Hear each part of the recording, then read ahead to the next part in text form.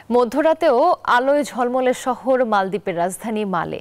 রাতের আধারের মাঝে ফুড কোর্টের আলোতে মুগ্ধতায় হারিয়ে যায় পর্যটকেরা। ভিড় জমান বাংলাদেশিরাও, এমনকি নিরাপত্তা নিয়েও সন্তুষ্ট তারা। মালদ্বীপ থেকে ইমরান তালুকদারের তথ্য ছবিতে বিস্তারিত।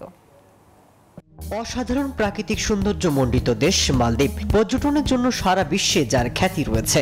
সুন্দর সুন্দর দ্বীপ, মনোমুগ্ধকর সৈকত এবং 5 তারকা রিসোর্ট থাকার কারণে দেশটিতে বিলাসবহুলভাবে ছুটি কাটানোর জন্য আদর্শ স্থান হিসেবে বলা হয়ে থাকে। সাদা বালির সৈকত, স্বচ্ছ পানি আর নীল আকাশের জন্য মালদ্বীপের খ্যাতি রয়েছে বিশ্বজুড়ে।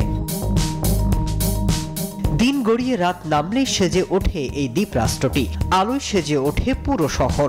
মধ্যরাতেও শহরের চায়ের কাপে আড্ডায় মেতে ওঠেন পর্যটকরা, যেখানে যোগ দেন অনেক বাংলাদেশিরাও।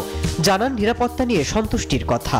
মধ্যরাতে এসে এখানে খেতে এসলাম, এসে আমার মনে হয় না যে এখন মধ্যরাত, মনে হয় এখন মাত্র সন্ধ্যা হলো। খুব জমজট এবং মানুষের আনাগোনা খুব বেশি এবং নিরাপত্তা সহকারে খুব ভালোই লাগছে।